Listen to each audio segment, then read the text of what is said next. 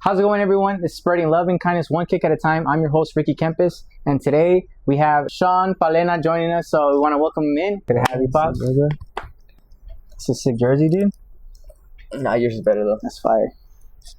I know you. I know the viewers. Some people know you as well, especially in the soccer community. Mm-hmm. I know that you're like a really, really big deal when it comes again to like soccer, and it comes to like just people that you've met throughout your career and playing. What were the steps you took to get to the level that you're at, currently? So, obviously, I was a first Argentino American generation here. My parents came over, and I'm like the first generation here. Obviously, soccer is big in Argentina, so my parents always wanted me to kind of grow up and play the beautiful sport. So I started playing probably when I think my mom said I was 6 years old, but that was like really bad, so that like they didn't like take me back to play. And then I eventually went back into playing like 2 or 3 years later. But that's kind of where I started. But I grew up here in Paris. I played for I'm not sure if it's still a thing, but Belebe, Brazil, and Mobile.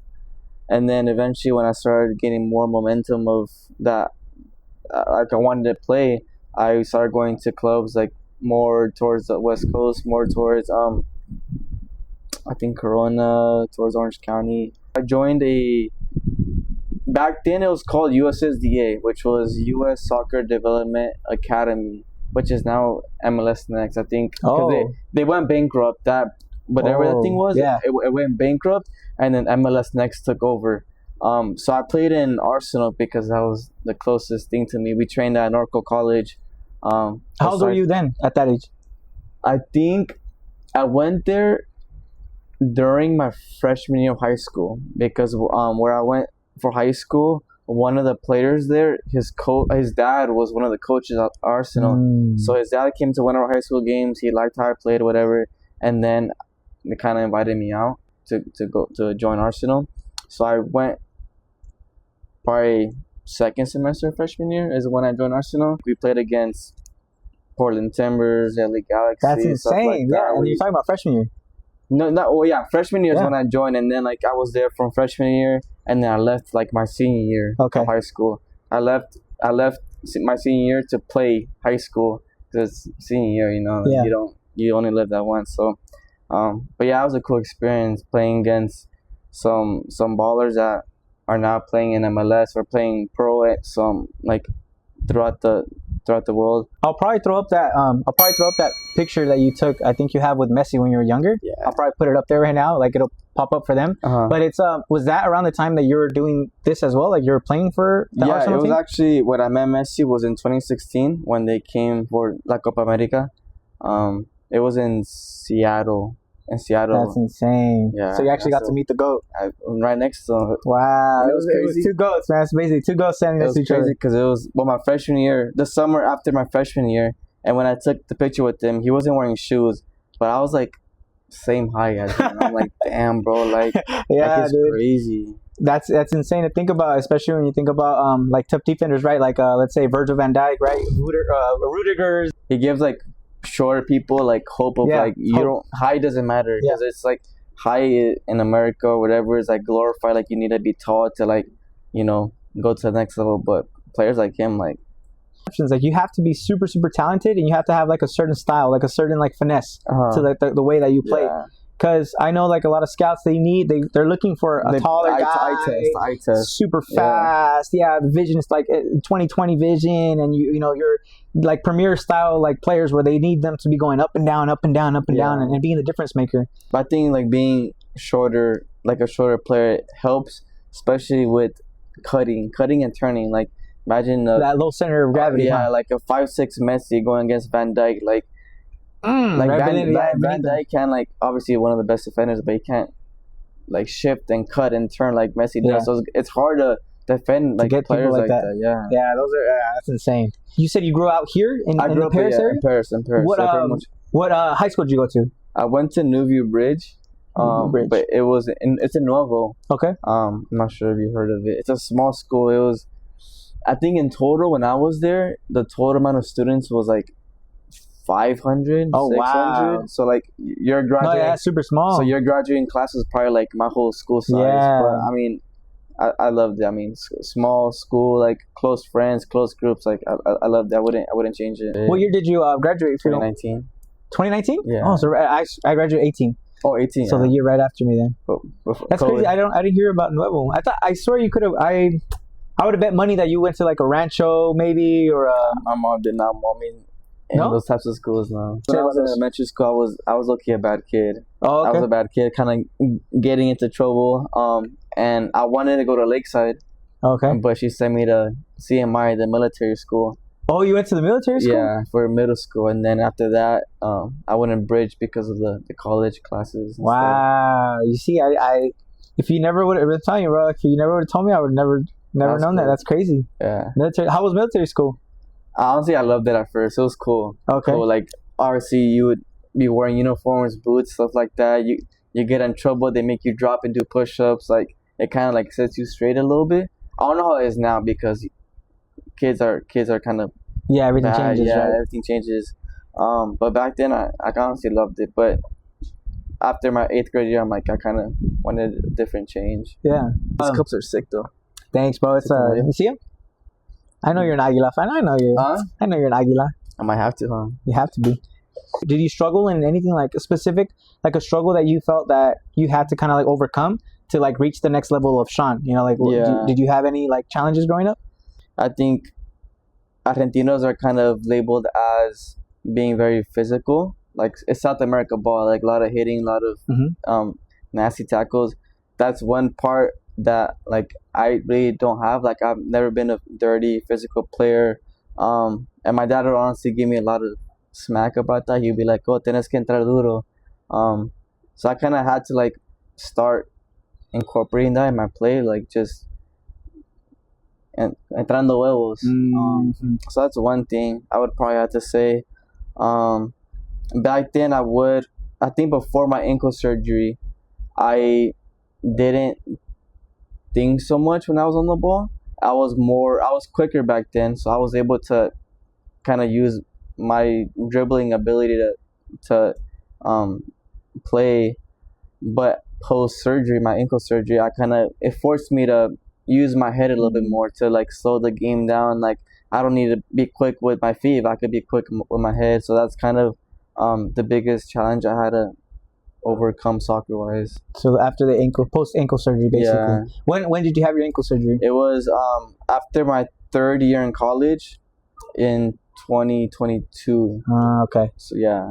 And usually, what was like the position that you played growing up? Since you said you're a little bit faster, a little bit quicker with your feet, always a midfielder type of player. I was always a mid. Yeah. Back then, when I was at Arsenal, we played a 4-2-3-1 formation. Okay. The three it was 3 10s. Like Yeah. it was 3 attacking mids. So I was kind of always an attacking mid. And then when I went to college, he kind of forced me to be a winger. I've never been a winger. I was never like like an outside the winger. Yeah, like I always like getting the ball in the mid, but I liked it. It was cool, like different experience, different feel. They had you on the left side. On the left side, yeah.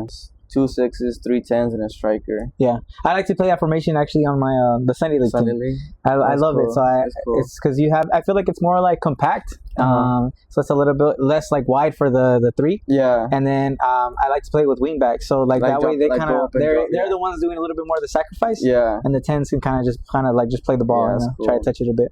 The coach for the Arsenal team, he was a center back. He played pro in the MLS. So that we kind of had his experience onto us. The only thing is that since he was a center back, I'm more an offensive mindset. Yeah. So like sometimes like I couldn't do what I wanted to do because it was so like defensive minded. Like a defensive minded type of. I feel like Play. rules. If anything, how he was trying to give you guys. Yeah. So it was basically post ankle surgery. You had to kind of use your mind a little bit more than the quickness on your feet. And like you said, you felt that. You didn't have to go so fast with your feet if your mind was going as fast as as fast as you were thinking, and it kind of pushed you to be I feel like a better overall like player, like just rounded you out. I think solidified you. Probably, yeah. And right now, I know in your later life, I'm talking like as early as like last year, you were playing at La Sierra. Last year, yeah. right? Yeah. And what position did they have you playing there? I was my first year there. I was in the mid, more like I think the 8, more like the 8. Okay. I had someone behind me. I was the 8, and then someone ahead of me. But I always like kind of roamed around and like to go forward. On top. Yeah, like maybe like play the 10 in a way. But this last year, my last college season, I was playing the 6. But like, I mean, still, I would still go up. I would get the ball deep and either find outlets or try to kind of take it up a bit and kind of try to start to play from the back. Okay, but so I feel like, but your natural would kind of be like the 10. I naturally go up. You go up and you attack. Yeah, but lately I've been liking to stay back and defend and Paris. I seen you actually. I was just thinking about didn't you just win the league this season that just passed? I seen pictures that Junior Sports had put Intercities. I think for Wednesdays, yeah. Yeah, right? Yeah. Pushing a little bit forward, lessons and insights. What are some key takeaways from your experiences? So, I have a son. He's an 8-year-old. But even him, like when I'm having private conversations with him, he kind of looks up to you, bro. Like, not only did you train my son, you had a little bit of time, training my boy.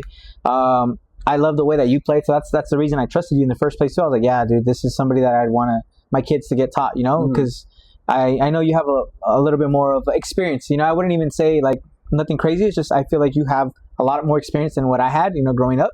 And I'd love for you to teach that to not only my kid, but I know you were doing it for other kids. Yeah.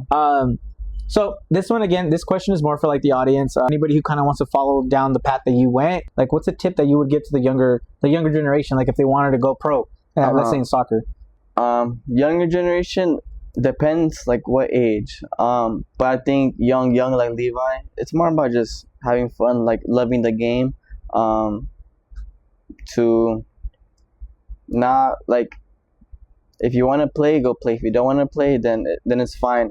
But it's all about enjoying the game. I think as you get older, you start to realize like if you truly want it, there's like a lot more things that go into playing. Food is important. Right now, I eat bad. All my friends know. During last year, like I would eat chips and cookies and milk. Like I would take my girl maybe a banana bread, and I would go last year and like eat bad. I think my first college stunt is when I took care of my body. I would work out a lot. I would eat right, and then train on the side. But stuff like that is people I feel like throw under the rug. Like it's not important, but it really is important. Like right now, I feel a difference. Like when I eat right and when I don't eat right, as well as recovery. I think people need to take care of their bodies pre-game. So like have a good warm up, and then post-game rolling out, stretching, like taking care of your body, because stuff like that, like I'm barely 25 and I feel like I could only play 2 games a day and like my body starts to hurt, and it's kind of sad, but I don't take care of my body as much as I should. So that's important. A really good tip for anybody. I think people like Levi's age and the younger crowd as well. So like the teenagers as well. Yeah. I feel like that's a really good tip for them as well if they want to go like to that kind of professional like level of thinking. I feel like it is like your mentality, right? It is mentality, because Levi is young. But he has 8, right? Yeah. So it's hard for him to like go out and train on his own and do stuff. Yeah, exactly. Like the parents to take him. But I think when I was in middle school or like early high school, like I couldn't drive yet, but I would bike to a park and train. Like, it's what I like doing on my free time. But yeah, his age, like just enjoy the game. Like you have to fall in love with it first before like wanting something out of it. You hear a lot of stories of kids not wanting to play anymore because of their parents. Yeah. So I think again, so just kind of recapping on that, it's like I feel that it's a good lesson not only just for the kids, for the teenagers, for the youngsters, but also for the parents. I feel like they need to like make sure that the kid loves the game. Kind of focuses on the love aspect and having fun part. Yeah. And then we'll get to the grind. I feel like I'm gonna struggle with. Hopefully, like I've always been hard on myself, so hopefully I'm not as hard as on my kid. But I feel like you want to have high expectations of yourself, and if you can't meet them, like you like put yourself down. Yeah. My mom, she was a single mom raising 3 kids, so it was tough for us. We didn't have the funds to go in clubs. My cousins, basically like my older cousins, they had money. You know, I'm not saying they were the richest or they had the most money, but their parents did have money, so they were able to put them in clubs and stuff. Yeah. And my tias and my tios, when we get together, they'd be like, "Hey, how come you're not playing in the club? ¿Por qué no se quieren meter?" And I'd be like, "Bro, like Yeah. you guys ya saben, you know, more saben, deep. like, But that's still props to your mom though, because no, yeah, she exactly like I feel my mom did the best that she could with what she had, bro. Yeah. It's a single mom, bro, and then you live in the United States, 3 kids, bro. yeah, that's crazy. You know, we're also kind of past the prime. probably trying to go pro. You know, like Yeah. I kind of came to like the self-awareness where I'm like, okay, I'm not gonna make it, but I still love it. Game. I still love it. Yeah, so I still want to better. I get better. I want to better myself and get faster. You know, smoother with my movements. And I feel like when you play with ballers, when you're around ballers, I feel like it kind of forces you to step up your game as well. You pick up a few things from each player and like kind of add it to your bag and your collection. You know, like, you know what? I like this from this person. Let me try and do that. I had something that I wanted to bring up real quick. What I wanted to hit was basically the awards that you got, because there was a lot of them, bro. And I know it's insane, and I know you're the kind of guy like también que, you know, guy like flashy or likes to kind of like, you know, oh yeah, look, I won this, I won that. Yeah. But I wanted to hit the topic because again, these are big deals, bro. Like, for example, one of them, right? It says you got the Golden Eagle Award for Sean Palena, La Sierra University men's soccer. You got the most valuable player again for Sean Palena. You got the men's soccer regular season champions for 2025. You received the player of the year again, so for Sean Palena. You even got a Riverside Sports Hall of Fame, which I think that's amazing. That's another award that you received. You received another award, the 2025 men's soccer tournament champions. I know this is like for the full team, right? But still, like these awards, these are insane, and it keeps going. You got the Golden Eagle Award as well for the 2025 season.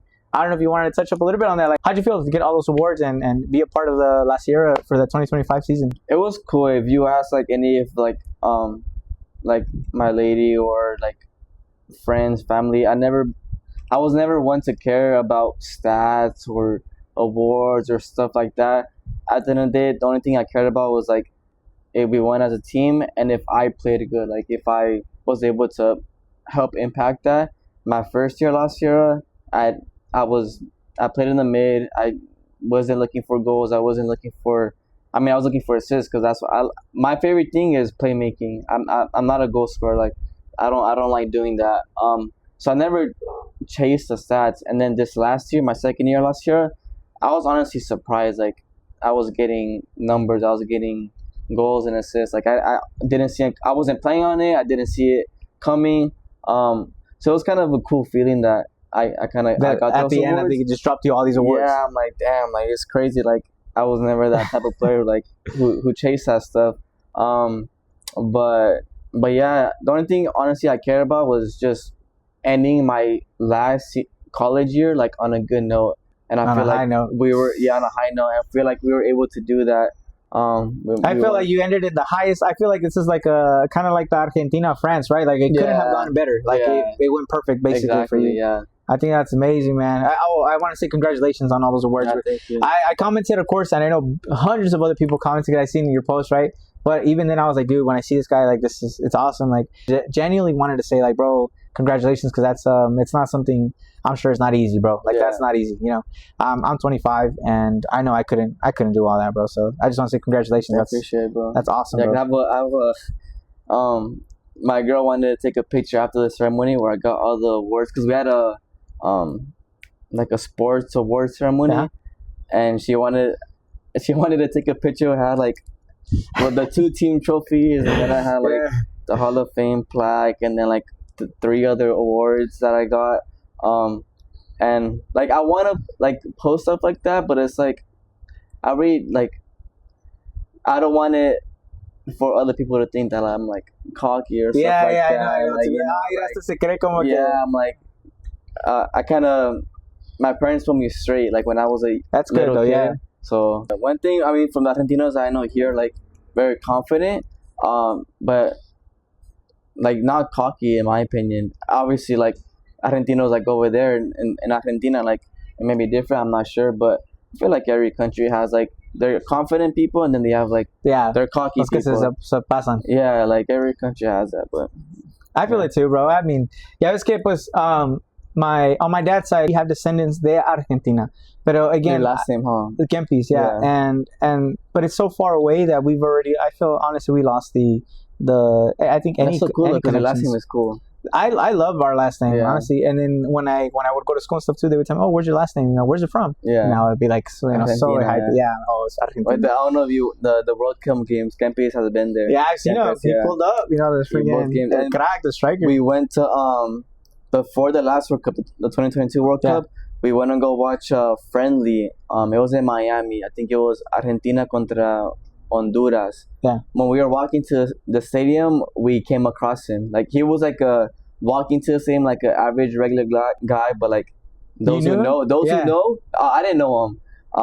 But like those who like know football, like know Argentina's history and stuff like that, like no. And Yeah. then I think my dad took a picture with them. Oh, that's nice. So I'm like that's dope. Luego es que es Mario Kempis and stuff. Yeah. So my dad's name is Mario. Uh-huh. So like it's perfect for him. I think Yeah. he lived it up. He would tell all his friends. He would tell anybody he'd meet. Yeah. Yeah, he's like, oh yeah, soy argentino, no sé qué. Les decía. I was like, to call my dad Mario to be Mario Kempis. Yes. So it's Mario Kempis for them, but ours is Kempis with an I. Yeah. But yeah, I mean that's something I'm really happy about. Your dad's Kempis or Yeah. Kempis? Oh, Yeah, Kempis. We're Kempis. yeah, I- Kempis. That's cool. Yeah, though. so but I mean I think that's a really cool little tie-in, tie into our little bit of our history. I'm having a good time chatting with you, sorry, bro. But I just wanted to kind of move it along and see if you have any current projects, any initiatives. But I know you're about to be a dad, so I know that's a big thing. But do you have anything else besides that, or is this like the main focus right now in your life? Is like the next chapter in your life is becoming the dad and kind of settling down and just In terms of next project, yeah, it's kind of finding a career that provides money, but also gives me time to be with like my family, because like that's my dream. Like, since I was a kid, I knew like I wanted a family, like I wanted to be a dad, which is crazy. Like a kid thinking that, like, but that's my mindset. Like, obviously, wanting to go pro was like one thing, but I've always wanted to have a family. Like, Yeah. that was my goal. So now it's kind of finding a way to provide for my family, but being there as well.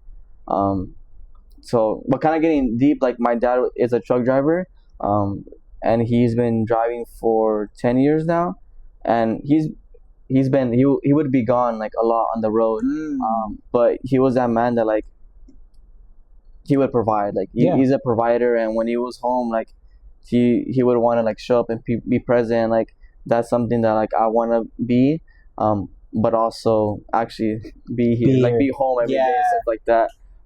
Because I wanna be the one to train my kid and kind of show him the things that I didn't know growing up, and kind of touching on how both of us grew up in Paris. A lot of ballers here, a lot of like hidden talent, but it kind of sucks because one, like our families didn't have money, and two, there's not a lot of development clubs in the area. So what I want to do is train my kid, but also have time to take him out to clubs going more towards like Orange County, LA, because there's a lot of talent there, and there's a lot of coaches and clubs and stuff like that. I feel like eyes are out there, like a lot more eyes are out there, so like more possibilities, to be honest. We talked a little bit about your background. We know that you grew up here. You went to middle school here. You kind of didn't start taking it seriously till like I want to say high school, right? Like your freshman year, the senior year. So, yeah. You kind of took it up a little bit, like turned it up a notch. No. We also know that you had a couple opportunities. You said in LA, right? You said in La Academia. So the coach's name was Brian. He's like back then he was like a really well-known coach for like developmental players. Back then they were called Barcelona, and then they went to Chivas USA, and then they got bought out by Galaxy. But there was the players like Efra, player named Shushu, a player named Uli that went to like Germany. Like a lot of those players, like Efrain Alvarez. Efrain Alvarez, yeah. I have a picture. We won a tournament. I think Efrain Alvarez is in that. Yeah. So I that guy's a nice, like a legend too. Like, I wouldn't say legend, right? But I'd say like a nice prospect that came out of Mexico for sure. When he was coming up, everybody was comparing him to the greatest. Yeah. So I was playing with those players, and I mean that's like maybe one of the biggest what ifs in my life. Like what if like Yeah. I train with them every day, and you get better with better players. Exactly. So, We talked a little bit about your background, a little bit about when you kind of like locked in the sport, a little bit of your challenges, right? So coming back from that ankle surgery, we talked a little bit about that, how you overcame that, a little lesson or a little tip that you wanted to give the audience, and it was like basically the behind the scenes, the small details, just making sure that you're eating healthy, you're doing your recovery, you're before the games, doing the small things that nobody really wants to do, right? So like the extra training and stuff like that. Yeah. You know, we congratulated you with your all your awards that you got for the 2025 season, bro. You guys won the whole thing. So I mean, that was also amazing. Congratulations on you're gonna be a father. So that's another I think that's a beautiful thing. I guess if I could give you a tip, you don't have to take it if you don't resonate. Not only you, but like other people like give me like tips and stuff. Like I love it. Like any feedback, any tips, like I'm all open ears. I just feel like as a dad, bro, almost expected perfection. Mm-hmm. And I just want you to know that you're going to mess up, bro. And I'm like, I want to be the first person to tell you you're going to mess up. And it's going to be okay. Like, don't go too hard on yourself, you know, be a little bit easier, like love yourself a little bit more, because being a dad is not easy. Like, and again, as being just a man, I feel like a lot of stuff we shut down, like we stay quiet. There's a lot of things that we don't say because, for example, you don't want to put that weight on your wife, on your girl, on if she's your girlfriend, she's your wife, your fiance, whatever it may be. You don't want to put that extra weight on them, right? Your partner, you don't want to drag them down with you because you have all this already carrying it on you, and you feel like as a man you got to carry all this. And that's what I'm saying. So like my tip would just be like, you know, go easy on yourself. You're gonna mess up, and it's okay, because again, we're not perfect, bro. We're gonna mess up, and no matter what, that little kid is gonna love you. Like, they're gonna love you. I in the beginning, so I thought like, dude, I feel like a failure. I feel like I suck. I feel like this, you know, no me va a querer. Like, you know what I mean? El día de mañana differently. But whenever you can, bro, like, feel free to confide in your partner. Like, I know it's not always easy, again, like just as a man, but I feel like it has helped me out in my personal life when I do kind of like, okay, you know what? There's just too much, bro. Too much in my head that I need to talk to my lady about it. Like, hey, you know what? I'm stressing out because of this and this. I'll figure it out. But I just want to let you know that this is the reason I'm stressed out. Like, I'm not blocking you out. I'm not shutting you out. It's just I'm going through a lot right now, and I just want to let you know what I'm kind of going through. You know, the guy thing. We just want to like hold like those guys, put everything on your shoulder. Yeah, you know, try to confide in her, because it not only it'll help your guys' relationship, but it'll help you too. Like, it brings peace in the house. That's the thing of being a dad, though. You always want to like be better than what how your dad was. Yeah, because I know for my dad it was the same. My dad tells me the same. It was like, oh, hijo, like I did everything that my dad didn't do. You know what I mean? Yeah. And I was like, I get it. Like, my dad's dad wasn't there for him, like, completely. Exactly the same with me. He was just gone. Like, he was the MIA. So my dad didn't have like a reference. You know, I don't even know what it is to be a dad. And he did the best he could, but all we can do, bro, is just the best that we can every day. And yeah, be better. You know, be better than our parents, and then hopefully that our kids are better than us. And you know, just continue a blessing. You know, like just getting better, and as we go through the generations. But other than that, bro, I wanted to give the floor to you so we can wrap it up. We're already at the end. If you want to give them your Instagram, anywhere they can follow you, any new projects, like I had said. Yeah, my Instagram is boludo_Sean_, I think. So if not, I'll put it up there. Yeah, I'll put it. Since he said it was cool, I'll go ahead and put his Instagram there. You guys can follow him there. That's a wrap. So we're good here. Good. I just want to say thank you again, bro, for pulling up. You were the first person, literally, bro, that I hit up. I was like, I gotta have Boludo on the podcast, because the blessings come down. Good God. When the praises go up. Oh. Good God. The blessings come down. The blessings come down. When the praises go up.